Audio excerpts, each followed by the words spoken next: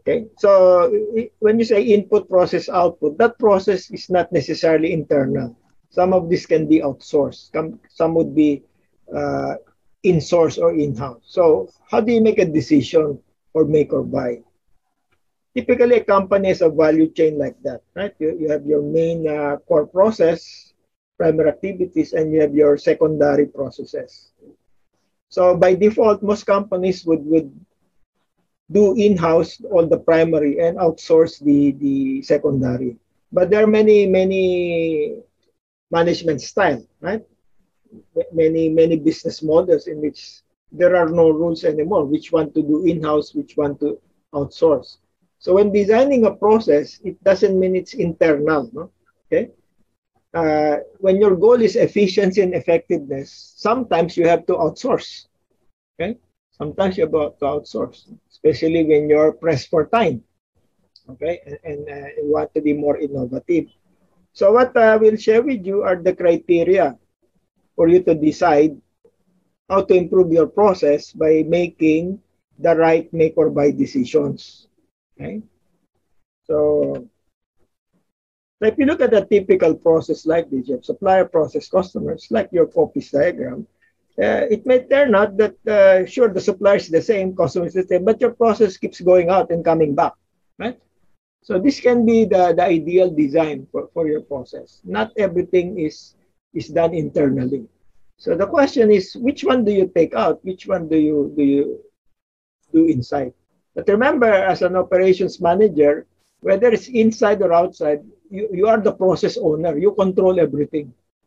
Okay? Because as far as the client is concerned, there's only one process, your company. Okay? Even though some are done inside, some are done outside, you still own this. Okay? You don't escape responsibility for making your third-party partners efficient. They have to be efficient just like your in-house. Okay? So, but there are many reasons, criteria. So let's work on the criteria, no? To help you decide. Okay? Especially most of you are beginning the process. No? So which one do I do inside? Which one do I do outside? No? The goal is still the same, operational excellence. So what is the typical criterion for outsourcing something? Anyone? When do you not do something and let a third party do it for you? What are some of the criteria? One is you don't have the expertise, right? It's not your core. So you let others with the knowledge, technology to do it. The other one, that's what we call competence, right? The other one is capacity. Okay, maybe you have the competence, but you don't have the capacity. So you outsource it to somebody who has the competence and the capacity. The other party is cheaper, so let him do it. Right? Either he's more efficient, okay, or he's more productive than you. Right?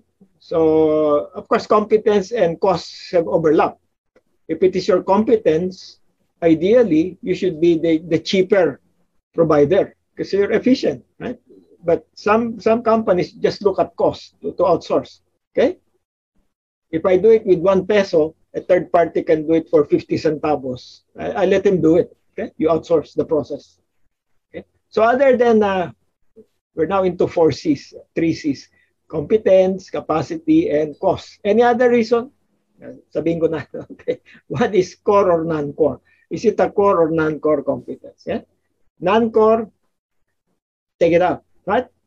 Let somebody do it. The other is cost. He's cheaper, let him do it. The other is, especially when demand picks up and peak load and you don't have capacity, you outsource everything or part of the load to a third party. Both of you are competent, but he has extra capacity. Well, the other fourth is CapEx, right? CapEx. Okay. Maybe he has deeper pockets, so let him do it. Okay. Sure, you have the competence. It's cheaper for you to do it, but you don't have the funds, right? To set up a factory. Let him do it. Okay. Let him do it. Don't reinvent the wheel. He's already invested a lot in that technology. Okay, so this is another reason why companies let others do it, right? Or it can work the other way around. none of the third parties have the capex, the funds to do it. So you do it in-house. If you're a big company, you invest in in-house assets. The other is scalability. This is related to time, as Ellery mentioned. Who will scale faster?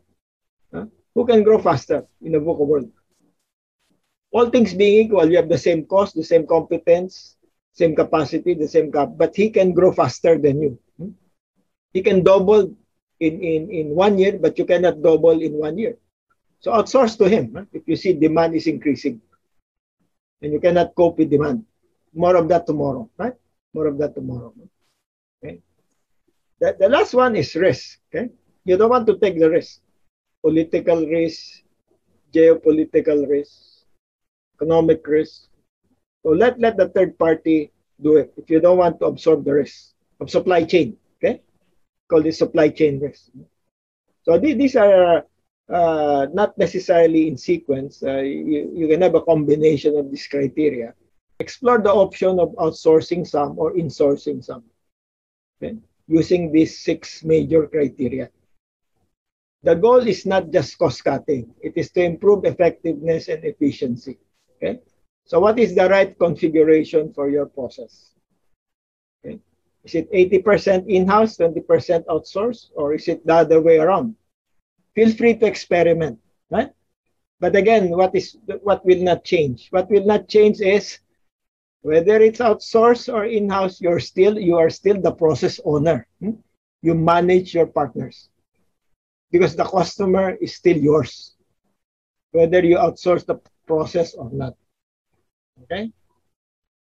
Any question on this? This is just strategic.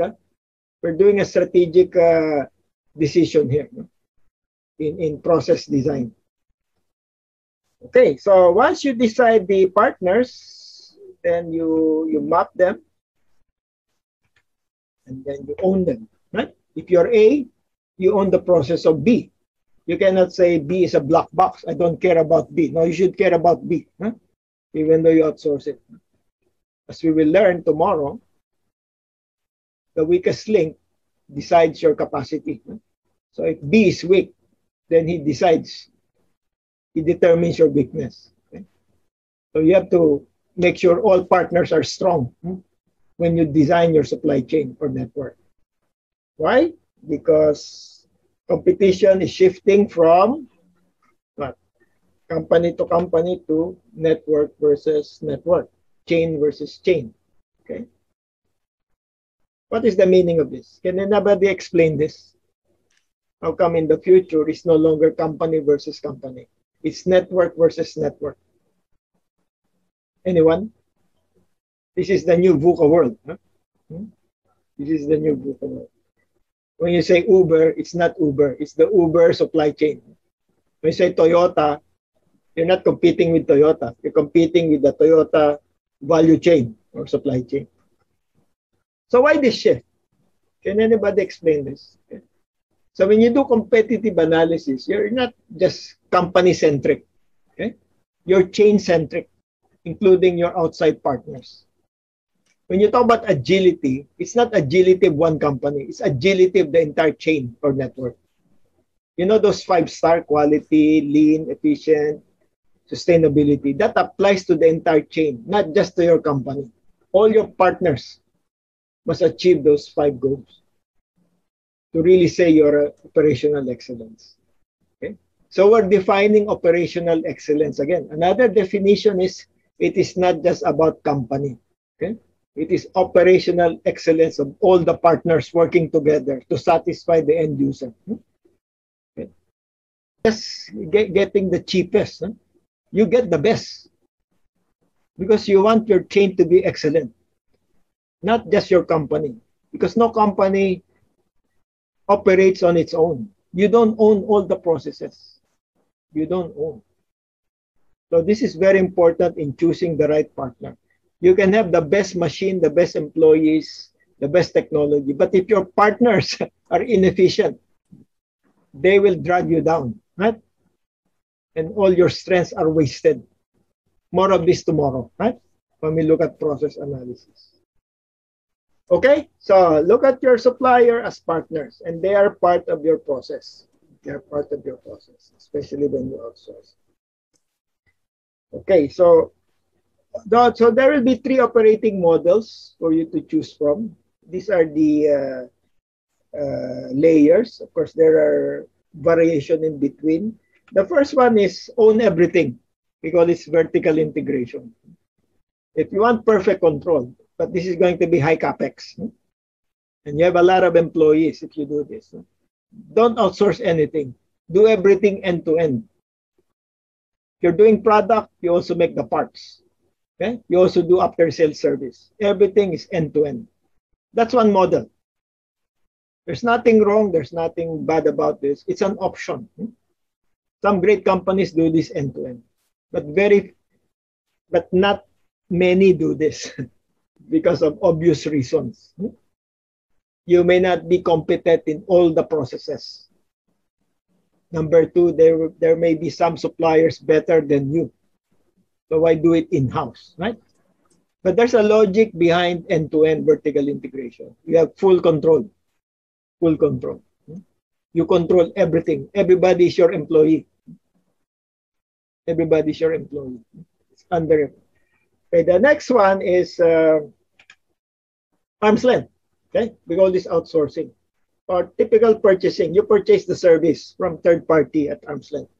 Very cost-based, very short-term, very poor transparency. Arm's length, you know what I mean? Arm's length. Huh? You bid it out, then you get the lowest bidder, then next year you replace them. This could work, right? This could work, or especially for non-strategic materials. We call this outsourcing. There's no real strong partnership. Okay? You don't have to partner with every supplier, by the way. Okay? They don't need to be partner if the materials are non-strategic to your business. Okay? So arm's length. So the third option in operation is the best of one and two, which is what we call virtual integration. You act as one, but you're still many companies. Long-term, close win-win partnership. You're not vertically integrated, but you are virtually integrated. You're acting like one. So very strong partnership, very high transparency. I will talk about that tomorrow. Okay? A lot of information sharing, a lot of mutual help. Okay?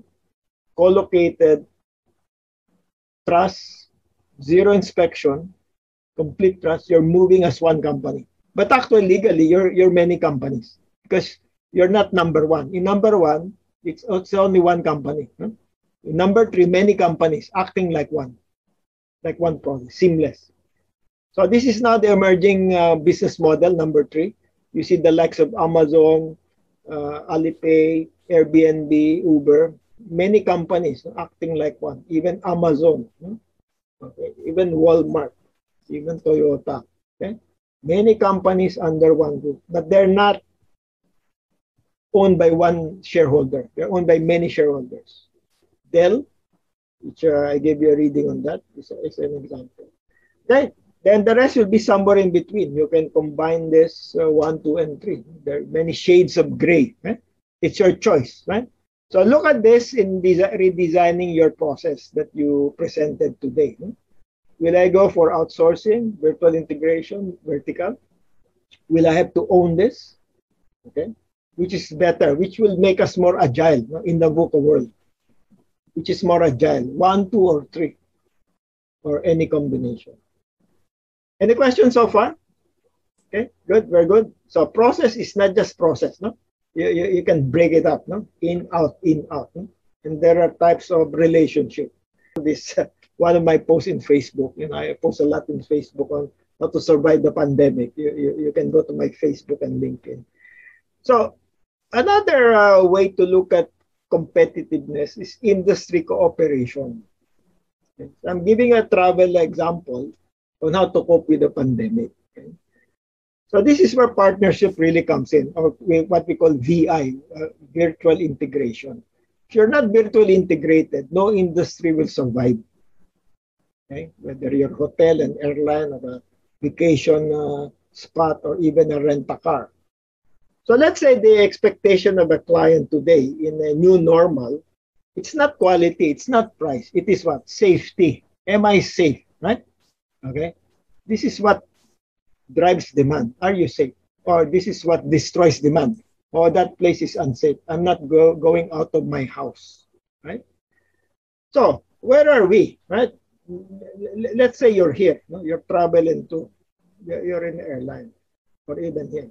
But if one of the chain is perceived as unsafe, the client will not get out of his house. Right? Agree? If one is unsafe, then the whole chain is unsafe. The whole chain, including the return trip. So it's pointless for an airline to say, oh, we're a safe airline. But if the hotel is not safe, the tourist will not come out. Right? He will stay at home and watch TV. Or Boracay can say, we're already safe. Right? But the rest of the chain is not safe. Nobody will go to Boracay. Guam, right? So all this standalone promotion will not work. So you look at the entire process, we call this end-to-end, huh? Door to door, from the time he gets out to the time he returns home safely. By the way, you can do a similar for seafarers, end-to-end. Okay, so make sure every step of and this is a process. Everything is a process. Every industry is a process. So your value proposition will have to cut across industries. Cannot just be one company or one industry. Because a potential vacationer or tourist will have to look at the entire experience, not partial experience. Okay? Clear on designing a process? So sometimes you have to zoom out. Right? Okay? We cannot just improve our internal process if our partners are not providing the value proposition that the client wants. He will not get out of his house and stay there. So the money will not come up. Right? But as I told you, you have the option to revisit partnership. Do we replace partners? Do we get more? Do we outsource to other partners? So feel free to experiment. Huh? Feel free to experiment. Okay? Cooperation is about innovation. It is not just tweaking an existing process, okay? Or following the industry standard. Okay? We develop new ways of thinking.